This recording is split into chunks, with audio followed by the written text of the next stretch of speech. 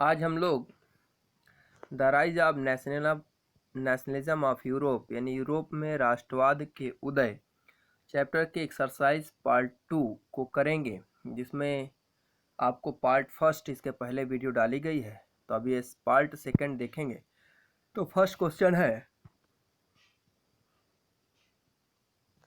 उदारवादियों की क्रांति। उदारवादियों के 1848 की क्रांति से क्या अभिप्राय है? उदारवादियों द्वारा समर्थित राजनीतिक, सामाजिक और आर्थिक विचार क्या क्या थे?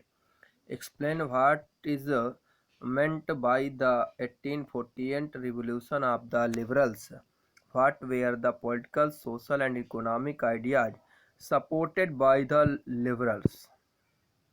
आंसर है इसका लॉन्ग है, विस्तृत होंगे तो इसलिए बड़े होंगे। वर्ष 1848 में कई यूरोपीय देश गरीबी, बेरोजगारी, भूख से मरते किसानों और श्रमिकों के विद्रोह के समानांतर शिक्षित मध्यम वर्ग के नेतृत्व में एक क्रांति शुरू की गई। इसी को उदारवादियों की क्रांति कही जाती है, ठीक है ना। 1848 में कई यूरोपीय देशों में गरीब, बेरोजगार, भूख से मरते किसान और श्रमिकों के विद्रोह के समानांतर शिक्षित मध्यम वर्ग के नेतृत्व में एक क्रांति शुरू की गई, जिसे उदारवादी क्रांति कहा जाता है। इस क्रांति ने सम्राट और गणतंत्र के अपहरण की जानकारी दी थी। इसके राजनीतिक विचार देखेंगे। उदारवादी ने संसद प्रतिनिधि सरकार का समर्थन किया, ठीक है ना। संसद प्रतिनिधि सरकार का समर्थन किया। संसदीय सिद्धांतों पर एक राष्ट्र राज्य बनाना चाहते थे, यानी एक संविधान हो, एक प्रेस की स्वतंत्रता हो और संघ की स्वतंत्रता हो। सामाजिक विचार की बात माने तो उदारवादियों का मानना था कि मतदान का अधिकार केवल संपत्तिशाली पुरुषों को ही नहीं, बल्कि सभी पुरुष व महिलाओं को सार्वभौमिक वयस्क मताधिकार प्राप्त होना चाहिए।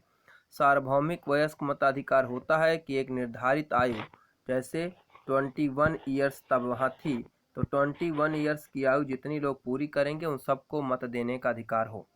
थर्ड है आर्थिक विचार, यानी उदारवादी राज्य द्वारा लगाए गए प्रतिबंधों और पूंजी के आवागमन के नियंत्रण को समाप्त करना था। दासत्व और बंधुता मजदूरी को हटाना था, ठीक है ना।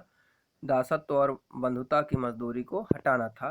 तो यहाँ देखेंगे answer, in the year 1848 is the many European countries a revolution was launching under the leadership of the including middle class, parallel to the revolt of the poor, unemployment and starving farmers and works. The revolution of 1848 gave information about the abduction of the empire and the republic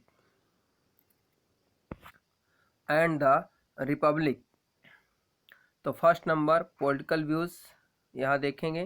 पहला है political views, liberal supported the responsive government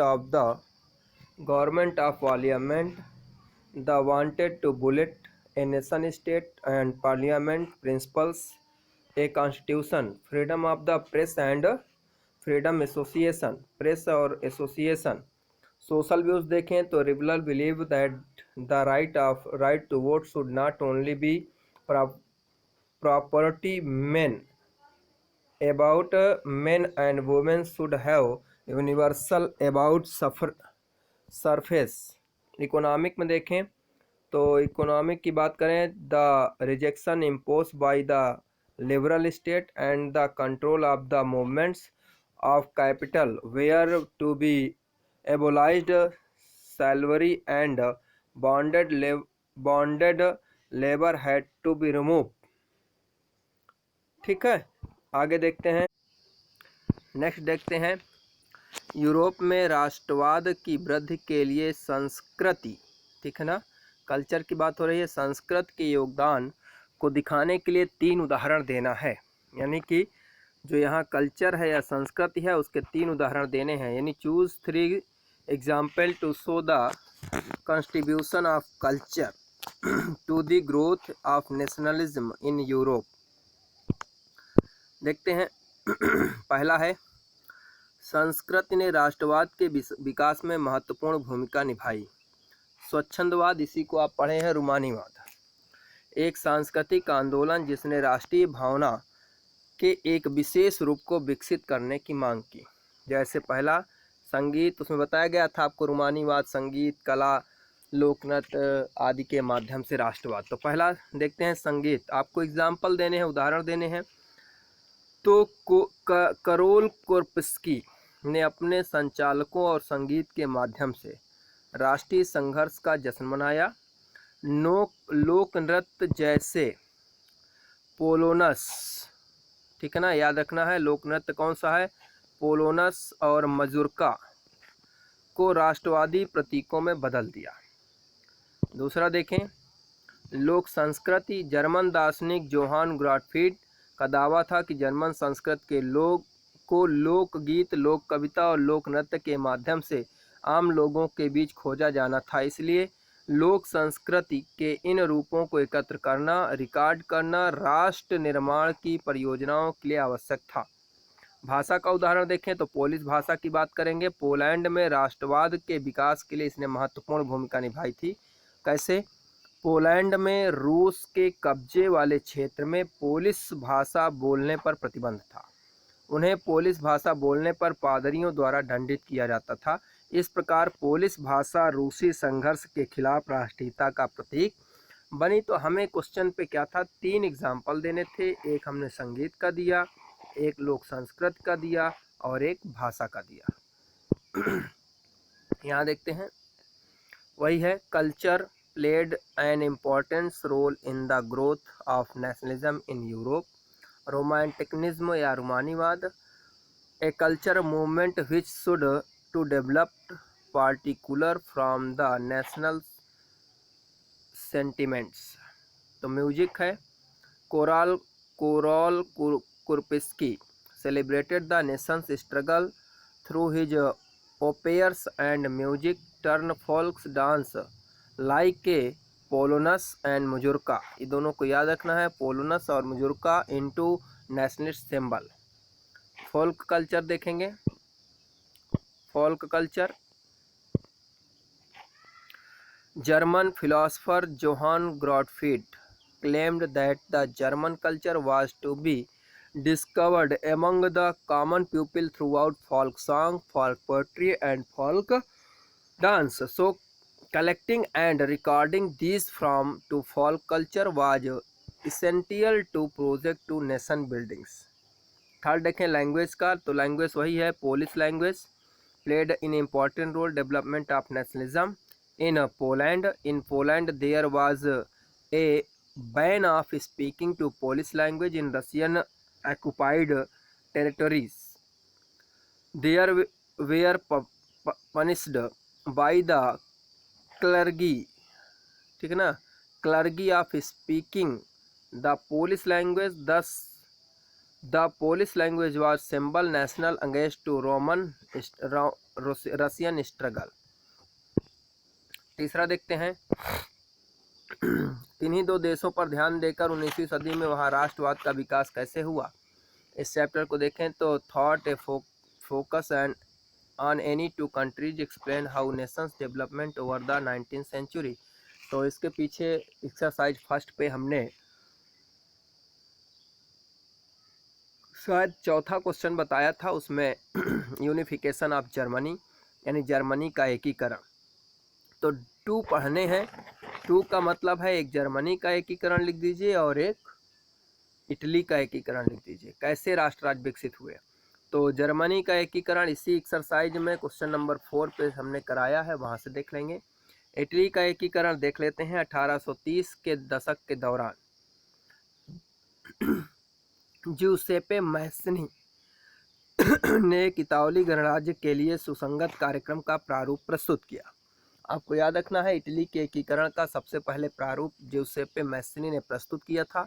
इसके प्रचार के लिए young Italy बनाया था, लेकिन 1831 से 48 तक क्रांतिकारी विद्रोहों में इन्हें असफलता मिली। परिणाम क्या हुआ कि अब इतालवी राज्यों को एकजुट करने की जिम्मेदारी सार्डिनिया पीटमांड के शासक विक्टर इमैनुअल द्वितीय पर आ गई। During the 1830, Giuseppe Mazzini introduced the format format of a coherent programs from a for a unification Italian Republic. He also formed a sector society called Young Italy. Separate his goals, the failure of the revolutionaries rebellions in both 1831 to 1848, resulting in Victor Emmanuel Dotti, a ruler of Sardinia Piedmont, a responsibility of unity the Italian state throughout wars. Next देखते हैं, Italy के क्षेत्रों को एकजुट करने के लिए आंदोलन का नेतृत्व करने वाले प्रमुख मंत्री काबूर था। जब सार्डिनिया पीटमांट के ऊपर जिम्मेदारी गई तो उसको एक करने की जिम्मेदारी किस पर आ गई? सार्डिनिया पीटमांट के प्रमुख मंत्री काबूर पर। इन्होंने एक महत्वपूर्ण कार्य किया कि फ्रांस और सार्डिनिया पीटमांट के मध्य एक चतुराईपूर्ण या कूटनीतिक राजी संधि कर लिया। परिणाम क्या हुआ कि इसकी सहायता से सार्डिनिया पीटमांट 1859 में ऑस्ट्रियाई सेना को पराजित करने में सफल हुआ। यानी Cavour was the chief minister leading to movement to unity their regions of Italy, which resulting in the clever diplomatic treaty which France as a resulting Sardinia Piedmont succeed in defeating the Austrian army in 1859। गियुसेप काबूर के साथ साथ इस नियमित सैनिक के अलावा एक और थे जिनका नाम था गियुसेपे गैरिबाल्डी। इनके नेतृत्व में एक बड़ी संख्या में सशस्त्र स्वयंसेवक युद्ध में शामिल हुए। यह स्थानीय किसानों की सहायता से 1860 में दक्षिण इटली और 2 सिसिलियों में स्पेन शासकों को बाहर निकालने में सफल रहे। यानी इसमें याद रखना है गैरिबाल्डी हैं, ये स्वयंसेवकों की सहायता से इस क्षेत्र के किसानों की हेल्प लिया और 1860 में दक्षिण के जो 2 सिसिली थे और दक्षिण की इटली भाग है वहाँ से स्पेन के बोर्बोन्स को बाहर निकाला। इस प्रकार काबूर और गैरिबाल्डी की सहायता से 1861 में विक्टर इमैनुअल दोती को एकीकृत इटली का शासक घोषित किया गया। यानी एक एकीकृत इटली बनी और उसका शासक इन्हें घोषित किया गया। तो वही है, in addition to regular troops a large number of arm volunteer led by Giuseppe Garibaldi joined the war. It was succeed in outstanding the Spanish ruler in South Italian and to Sicily. In 1860 helped to local farmers. Thus in 1861 Victor Emmanuel II was proclaimed king of a united Italy of with the help of काबूर and Garibaldi. तो यहाँ देखें ये south जो ये भाग है ये Sicily है, दोनों सिसिली पर स्पेन का शासन था, बीच में पोप का था और इस भाग पर ऑस्ट्रिया का था। तो इस भाग पर ऑस्ट्रिया का शासन था। अब ये है 1815 का इटली और ये है आपका 1815 के बाद कब का? 1861 का। ये यहाँ से लेकर ये पूरा एकीकृत इटली बन गया। अभी भी कुछ भाग बच गए थे जैसे रोम और ये वेनेसिया है, तो इनके क्षेत्र को छोड़कर ये एकीकृत इटली बन गया। नेक्स्ट है ब्रिटेन के शेष यूरोप के विपरीत राष्ट्रवाद का इतिहास कैसा है। तो ब्रिटेन के बारे में जानना है। How to was the history nationalism Britain unlike the rest of Europe. इसको देखते हैं। तो इसमें हुआ क्या था कि ब्रिटेन का उस समय का मामला अलग था। कुछ विद्वानों का राष्ट्र या राष्ट्र राज्य का मॉडल कुछ विद्वानों ने तर्क दिया कि ग्रेट ब्रिटेन है। ऐसा इसलिए है क्योंकि ग्रेट ब्रिटेन में 1688 में ही क्रांति हुई थी।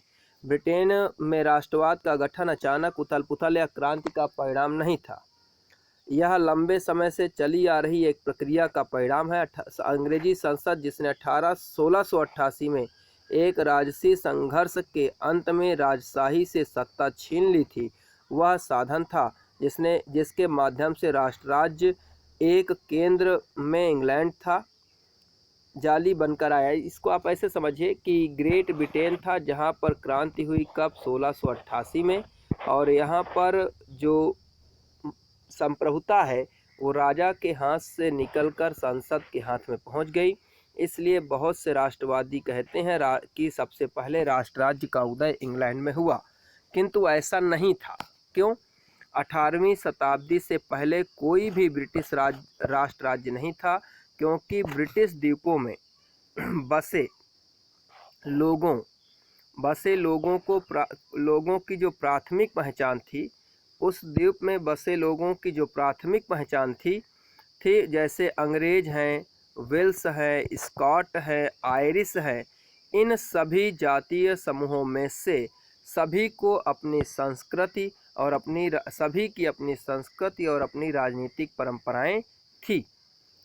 ठीक है ना, समझ आ गया? सबकी अपनी अपनी संस्कृति और सबकी अपनी अपनी राजनीतिक परंपराएं थी। इस प्रकार से अगर कहें तो यह राष्ट्र राज्य नहीं था, या कहें कि राष्ट्र राज्य की स्थिति पर नहीं था, क्योंकि राष्ट्र राज्य का मतलब है राष्ट्रीय एकता का होना, और यहाँ पर उस राष्ट्रीय एकता का अभाव था। आगे देखते हैं।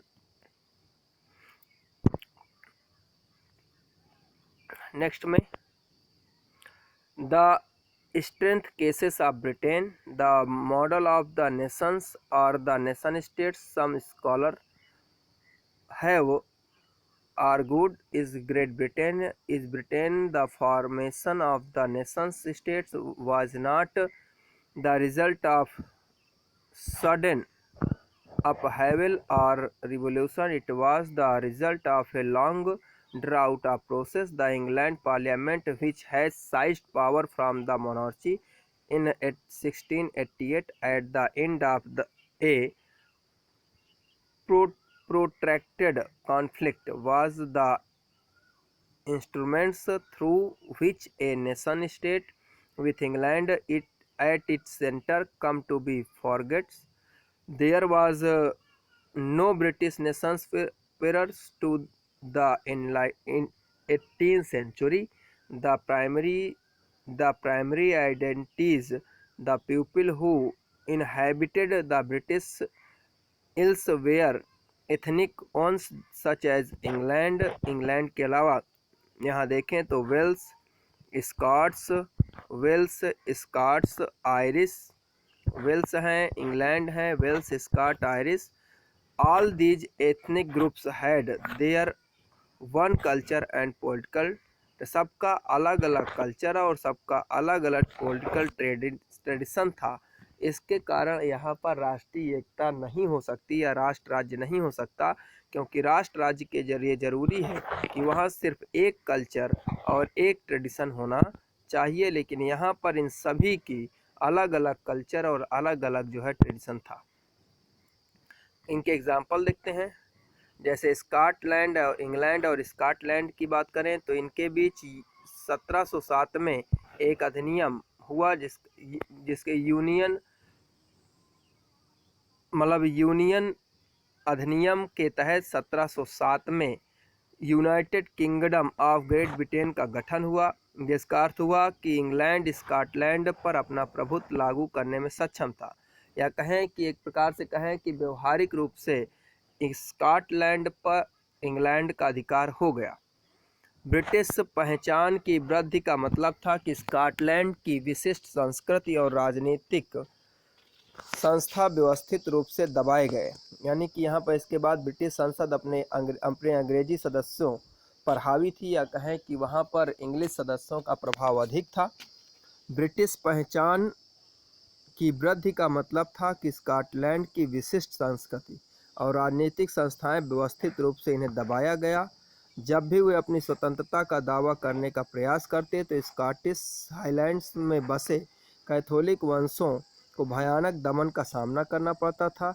स्कॉटिश हाईलैंड्स को अपनी गैलिक भाषा बोलने और राष्ट्रीय पोशाक पहनने को मना कर दिया गया और बड़ी संख्या में जबरन अपनी मातृभूमि से बाहर कर दिया गया। तो इसमें कुल मिला के समझना ये है कि इंग्लैंड और स्कॉटलैंड के मध्य एक यूनियन 1707 में यूनियन अधिनियम हुआ, जिसके तहत United kingdom of great Britain में स्कॉटलैंड का विलय हो गया और व्यवहारिक रूप से स्कॉटलैंड और ब्रिटेन मतलब स्कॉटलैंड पर ब्रिटेन का नियंत्रण हो गया। अब ब्रिटेन ने क्या किया कि वो इंग्लिश प्रधान है, अंग्रेजी सदस्य हैं, उन्होंने अपनी पहचान की वृद्धि के लिए स्कॉटलैंड की संस्कृति और राजनीतिक संस्थाओं को दबाने का प्रयास किया। जब भी वे अपनी स्वतंत्रता का प्रयास करते तो उन पर दबाव बनाने का कार्य किया जाता या उनको दबाने का प्रयास किया जाता था। स्कॉटिश हाईलैंडर्स को अपनी गौलिक भाषा बोलने और पोशाक, जो स्कॉटिश हाईलैंड के लोग थे उन्हें अपनी भाषा को बोलने, भाषा कौन सी थी, गौलिक, और अपनी राष्ट्रीय पोशाक पहनने पर मनाही थी और बड़ी संख्या में लोगों को जबरन मातृभूमि से बाहर निकाला गया। तो England and Scotland the act of union, इसको याद रखना है, वहाँ पर थोड़ा सा अलग हो गया था। Act of union between England and Scotland that resulting in the formation of the United kingdom of great Britain meant a efforts that England was able to impose its influence on Scotland. The British Parliament was henceforth dominated by its English members. The growth of a British identity meant that Scotland distinctive culture and political institution were systematically suppressed. The Catholic clans that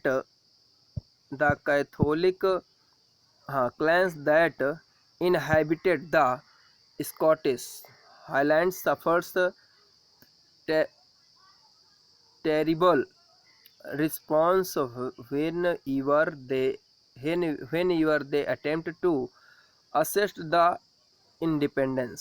The Scottish Highlanders were forbidden to speak their Gaelic भाषा, to wear was the national dress. A large number were forcibly driven out of their homelands. इतने लोगों को homeland से बाहर किया गया। Next देखेंगे England और आयरलैंड का काम। आयरलैंड की बात करें तो यहाँ कैथोलिक और प्रोटेस्टेंट दोनों के बीच गहराई का विभाजन है। ये कैथोलिक दो धर्मों में विभाजित थे, कैथोलिक और प्रोटेस्टेंट। प्रोटेस्टेंट की इनकी बात करें तो ये मेजॉरिटी में थे, ये बहुमत में थे, और प्रोटेस्टेंट जो थे वो अल्पमत में थे। लेकिन ब्रिटेन में जस्ट इसका उल्टा था, ब्रिटेन में प्रोटेस्टेंटों का बहुमत था। एक बड़े पैमाने पर कैथोलिक देश पर अपना प्रभुत्व स्थापित करने के लिए अंग्रेजी ने आयरलैंड के प्रोटेस्टेंटों की मदद की, यानी आयरलैंड के प्रोटेस्टेंट की मदद की कि वह कैथोलिकों पर अपना नियंत्रण बना ले। ब्रिटिश प्रभुत्व के खिलाफ कैथोलिक विद्रोहों को दबाया गया। वोल्फस्टोन, याद रखना है, वोल्फस्टोन और उनके यूनाइटेड आयरिशमैन के नेतृत्व में एक असफल विद्रोह के बाद आयरलैंड को जबरन 1801 में यूनाइटेड किंगडम में शामिल कर लिया गया। यानी यूनाइटेड आयरिशमैन हैं जिन्हें वोल्फटोन कहते हैं। कभी भी पूछा जाए कि वोल्फटोन कौन है तो यूनाइटेड आयरिशमैन है, यानी आयरलैंड के एक प्रकार से नेतृत्व करता या आयरलैंड के विद्रोह के नेतृत्व करता है। लेकिन इनका विद्रोह असफल रहा और 1801 में यूनाइटेड किंगडम में इन्हें शामिल कर लिया गया। England and Ireland, it was Ireland country deeply divided between Catholic and Protestant. The England help A Protestant of Ireland to establish their dominance over a largely Catholic country. Catholic revolts against British dominance were suppressed after a failed revolt led by the Wolfton, ये याद रखना है, Wolfton and his United Irishmen. Ireland was forcibly incorporated into the United Kingdom in 1801, यानी 1801 में इसे जबरदस्ती United kingdom में मिला लिया गया। पांचवा और लास्ट क्वेश्चन देखते हैं। बाल्कन में राष्ट्रवादी तनाव क्यों? Why did nationalist tension emerge in Balkan? इसको देखते हैं।